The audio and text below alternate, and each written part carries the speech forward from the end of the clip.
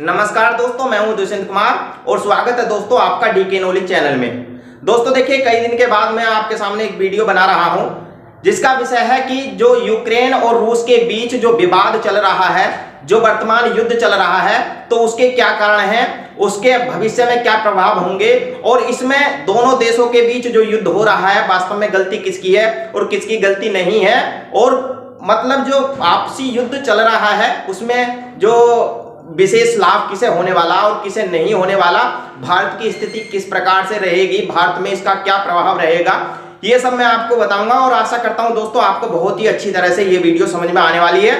जैसा कि दोस्तों आपको पता है कि हमारे 2 वर्ल्ड वार हो चुके हैं, यानी प्रथम विश्व युद्ध और सेकंड विश्व युद्ध। आपने देखा भी होगा जब हमारा प्रथम विश्व युद्ध हुआ था तो उसमें लगभग 37 देशों ने भाग लिया था, यानी ये 2 ग्रुपों में लड़ा गया था, एक जिसमें मित्र राष्ट्र था, दूसरा ध्रुव राष्ट्र।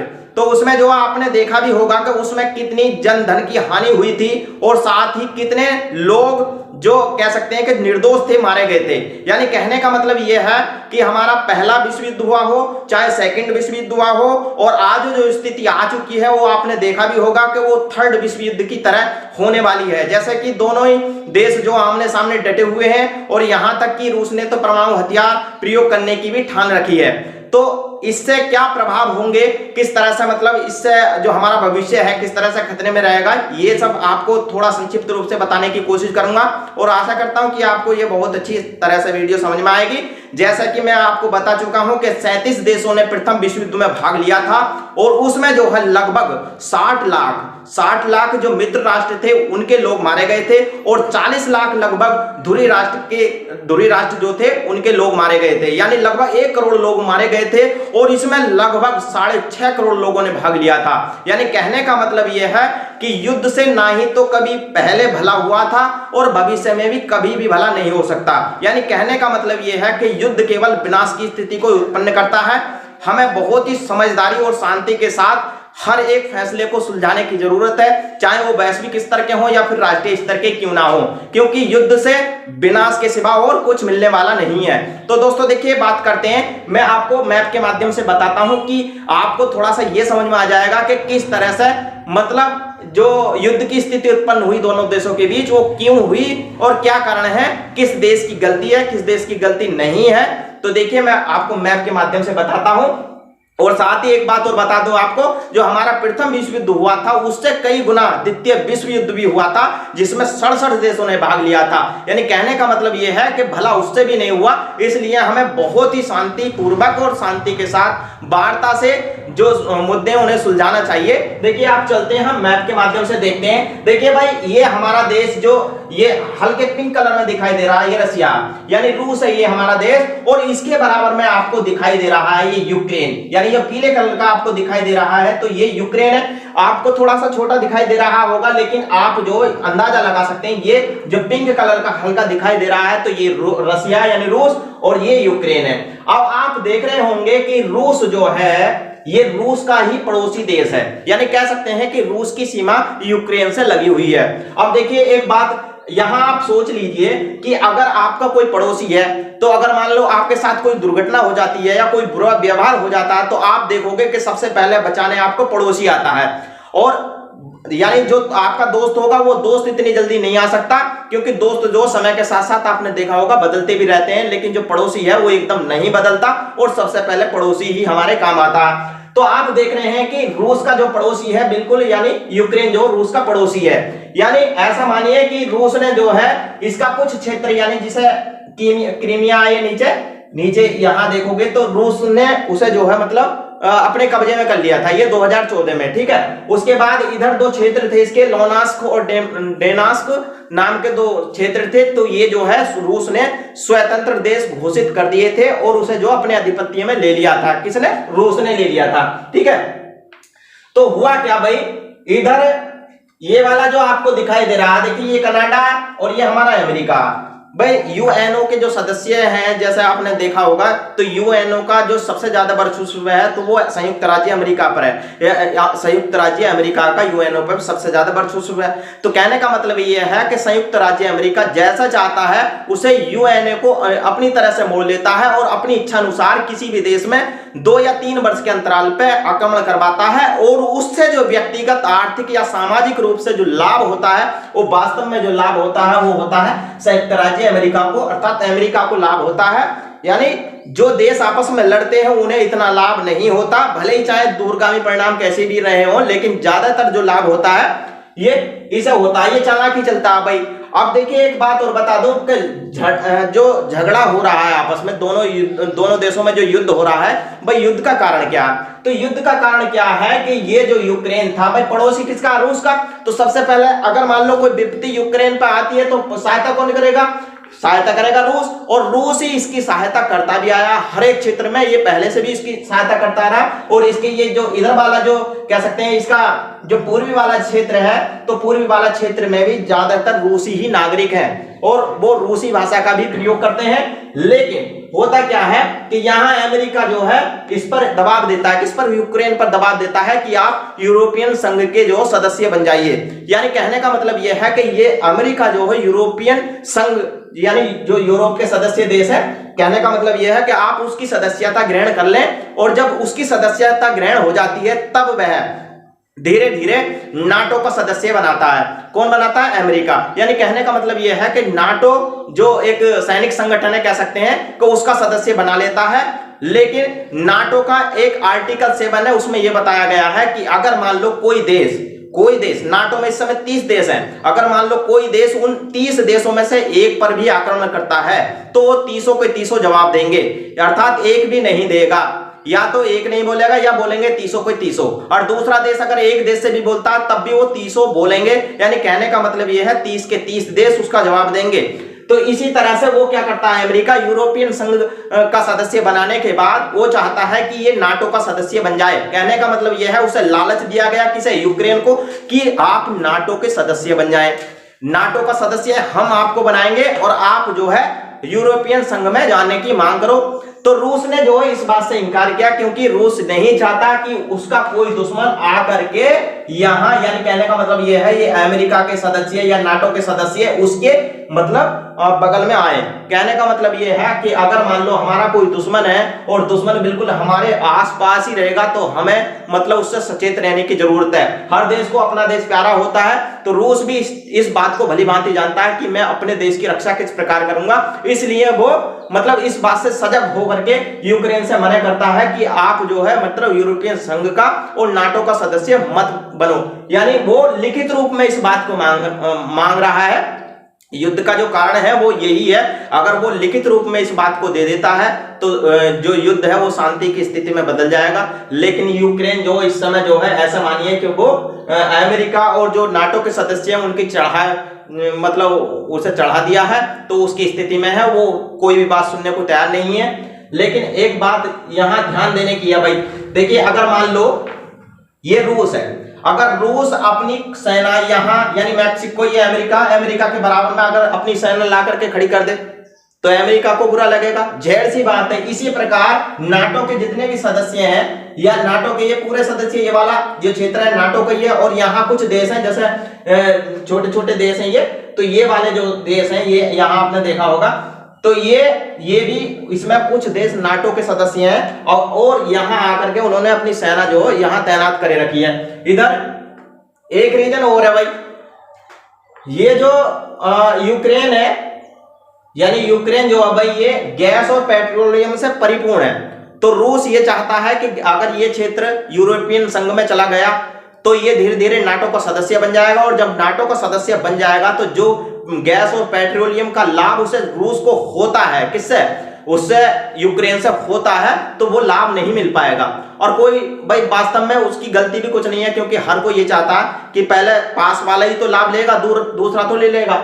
यूक्रेन को भी ये बात समझनी चाहिए, क्योंकि जितनी जल्दी पड़ोसी सहायता कर सकता है इतना दूसरा नहीं। इस समय जो व्यक्तिगत या सामाजिक रूप से जैसे भी कहें तो सबसे ज्यादा जो लाभ होने वाला है वो अमेरिका को होने वाला है। और यहाँ आपने देखा कि ये वाला जो क्षेत्र है यूक्रेन वाला, तो इसमें ज्यादातर मात्रा में पेट्रोलियम और तेल गैस वगैरह ये पाए जाते हैं। अब यहाँ स्थिति युद्ध की दोनों देशों के बीच हो गई, यानी यूक्रेन और रूस के बीच युद्ध की स्थिति चल रही है।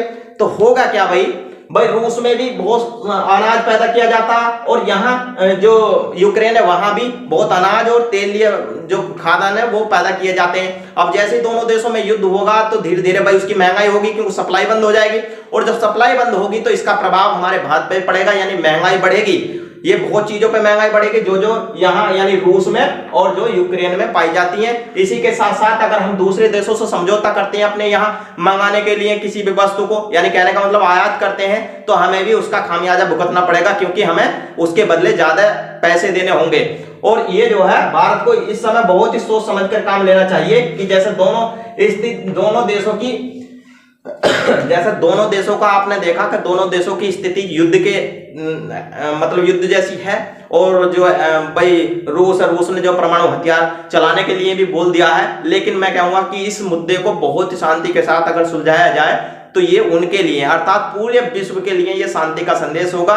और हर एक देश को इस बात से, यानी दोनों देशों के जो बीच युद्ध चल रहा है, तो ये संदेश लेने की जरूरत है कि भाई चढ़ावे में किसी के ना आए, हम हर चीज में सक्षम है तो हम ही जो कुछ कर सकते हैं, अन्यथा हम किसी के बहकावे में नहीं आए। जैसा कि ये यूक्रेन का जो युद्ध करने का कारण था, तो वो अमेरिका द्वारा चढ़ाया जाना था। उसने ये बोला था कि हम तुम्हें जो नाटो का सदस्य बना देंगे और आप यूरोपियन संघ का बन जाए और कोई आपकी तरफ नहीं बोलेगा। आपने देखा भी होगा कई दिन युद्ध चलते हुए हो गए, लेकिन किसी भी देश ने उसका साथ नहीं दिया। और आपने फेसबुक व्हाट्सएप के माध्यम से जो यानी यूक्रेन के राष्ट्रपति थे उनका कमेंट्स भी देखा होगा कि पूरे विश्व ने जो है हमें रूस और यूक्रेन के जो बीच युद्ध चल रहा हमें अकेला छोड़ दिया।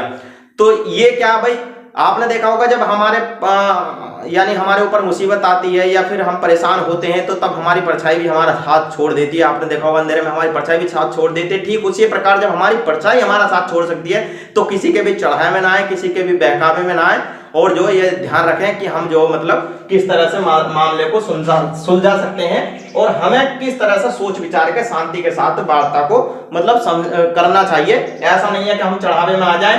अमेरिका आपने देखा होगा ये जो है पहले भी मतलब कई बार कई देशों पे मतलब इस तरह से आक्रमण करा चुका है, जैसा कि अभी अफगानिस्तान वगैरह का देखा हो, लीबिया, माली काफी सारे ऐसे देश हैं जिन्हों पे मतलब ये आक्रमण करा चुका है। लेकिन ज्यादातर जो लाभ होता है तो ये अमेरिका को ही होता है। इस चीज से ये बात समझने की जरूरत है, सोचने की जरूरत है। मैं किसी भी देश की बढ़ियाई या बुराई नहीं कर रहा हूं, लेकिन जो रियलिटी है वो आपको सोचनी पड़ेगी। लेकिन अब देखिए अभी यूएनओ में मतलब जो रूस था, रूस के विरोध में कुछ मत डले थे। तो मत में कहा गया था भाई क्या मत में ये बताया गया था इन तीनों देशों ने उसके विरोध में कोई भी मत नहीं दिया और वास्तव में देना भी नहीं चाहिए, क्योंकि रीजन ये है कि हमें दोनों ही देशों के साथ मिलकर के कार्य करना है। जैसा कि आपने अगर भूतकाल को देखें हम ध्यान से तो आप देखोगे कि सबसे ज्यादा अगर किसी देश ने भारत की सहायता करी है तो वो रूस ने करी है। जैसा कि आपने देखा होगा S-4 विमान, नेफ्रा और क्या नाम है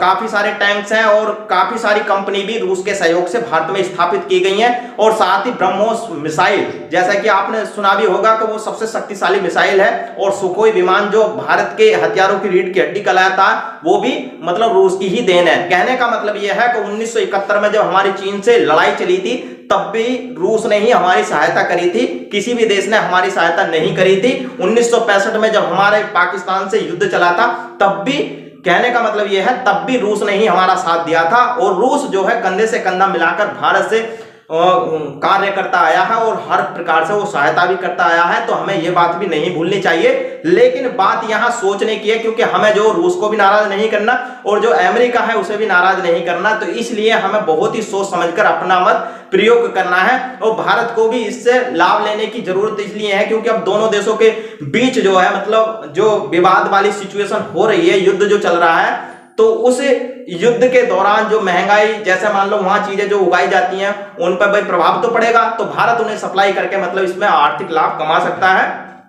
और अगर मान लो कोई सा देश उन दोनों देशों में से मतलब कह सकता है कि सहायता के लिए अगर बोलता है तो भारत हो सकता है कि थोड़ा सा चीन की तरफ अपने सैनिकों को इकट्ठा कर दे ताकि लगे कि वो आपस में झगड़ा होने की स्थिति है। तो बहला सकता है कि मतलब कि हम सहायता इसलिए नहीं कर सकते क्योंकि हमारे सीमा पे भी थोड़ा बहुत विवाद बना हुआ है, यानी युद्ध ना करें लेकिन खड़े हो जाएं तो ऐसा लगेगा कि चीन।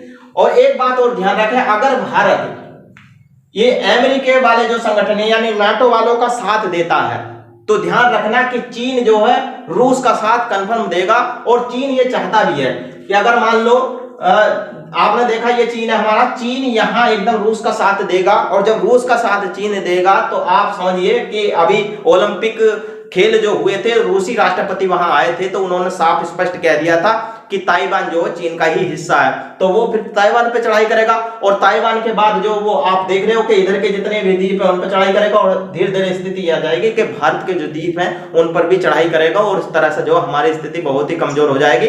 तो हमें ये बहुत ही सोच समझ कर विचार करके मतलब अपने बुद्धि का प्रयोग करना है, और बहुत ही सोच समझ के ये चलना है कि किस तरह से मतलब हमें अपने सिचुएशन को मतलब हैंडल करना है। कहना का मतलब यह है कि हमें भी कोई नुकसान ना हो, और जो हमारी मित्रता है वो बनी रहे। तो जैसा कि मैंने पहले बता दिया भाई, यहां आपने देखा भी कि ये जो है जो यूक्रेन है भाई, यूक्रेन जो है रूस का पड़ोसी है।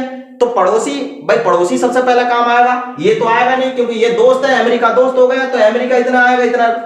तो कहने का मतलब ये है, देखिए आप जो यहां देखोगे तो जो यूक्रेन है यानी ये यूक्रेन, तो आप देखोगे कि नीचे वाला जो क्षेत्र है ये काला सागर ये रूस का ही है। ऊपर से देखोगे आप, ऊपर से ये बेलारूस रूस का ही क्षेत्र है, यहाँ रूसी सेना। इधर से भी देखोगे आप, ये जो नौसेना का यानी काला सागर से होकर नौसेना जा सकती है। कहने का मतलब ये है कि रूस ने जो है यूक्रेन को चारों तरफ से लगभग घेर चुका है, और वो जो है पूरी तरह से मतलब चढ़ाई कर चुका है, और इसे आप देखोगे कि ये तहस नहस भी हो जाएगा, क्योंकि ऐसी स्थिति बन रही है। वीडियो के माध्यम से भी मैंने देखा है, काफी मतलब रुलाने वाली जैसी सिचुएशन वहां दिखाई दे रही है। बड़े ही गंभीर इसके परिणाम भविष्य में होंगे। तो ऐसा नहीं है कि जितना अच्छा शांति के साथ वार्ता को सुलझाया जा सकता है, इतना कभी भी युद्ध के माध्यम से नहीं सुलझाया जा सकता। मैं तो बार बार यही कहूंगा, और आशा करता हूं कि आप जो है मतलब इस वीडियो को ज्यादा से ज्यादा शेयर करें, ज्यादा से ज्यादा दूसरे जगहों को भेजें, जिससे कि आपको थोड़ी सी स्थिति ये पता चल जाए कि मतलब इसमें जो है मतलब युद्ध का जो कारण है वो क्या है। एक बार दोबारा रिपीट कर दूं, जो युद्ध का कारण है वो कुछ नहीं है, यानी युद्ध का जो कारण है भाई रूस जो है, रूस अपनी जगह सही है। रूस की कोई गलती यानी गलती तो होती है लेकिन इतनी गलती नहीं है, यानी जितनी जो गलती है ये नाटो के जो सदस्य हैं, जो यूक्रेन है, यूक्रेन को नाटो का सदस्य बनाना चाहते हैं। यानी 30 देश हैं इसमें, तो 30 देश जो है यूक्रेन को लालच देते हैं कि हम तुम्हें नाटो का सदस्य बनाएंगे,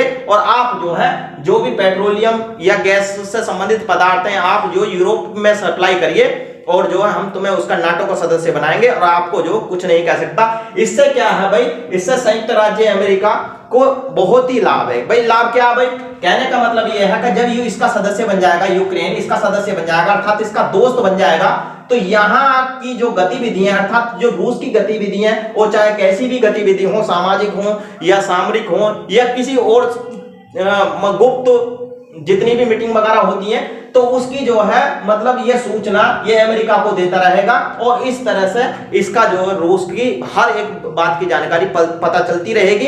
इसलिए अमेरिका चाहता है कि ये जो है पहले यूरोपियन संघ का सदस्य बने, और उसके बाद ये जो है किसका सदस्य बने, नाटो का सदस्य हम बनाएंगे, इस तरह से बोले रखा। देखिए युद्ध इतनी भयानक स्थिति में पहुंच चुका है, जैसा कि आपने वीडियो के माध्यम से देखा भी होगा, उसमें दिखाई दे रहा है हमें कि भाई बहुत ही पिटिएबल जैसी सिचुएशन हो गई है, बहुत ही लोग करा रहे हैं, और बहुत जन धन की हानि भी हो चुकी है। कहा जाता है कि दोनों तरफ से, दोनों देशों की तरफ से बहुत सारे सैनिक मारे गए हैं, उनके टैंक्स भी काफी सारे मतलब नष्ट कर दिए गए हैं, लेकिन इससे फायदा कुछ होने वाला नहीं है। अंत में जो है परिणाम यही होगा कि दोनों देशों को यानी तन मन धन के साथ जो है मतलब जान माल की हानि होगी, इससे फायदा कुछ होने वाला नहीं है। तो शांति के साथ इस मुद्दे को सुलझाया जाए, और इसे जो यूक्रेन को भी समझना चाहिए कि जितना अच्छी सहायता हमारा रूस कर सकता है, अमेरिका कभी नहीं कर सकता, क्योंकि पड़ोसी एकदम नहीं बदल सकता और जो दोस्त एकदम बदल सकता।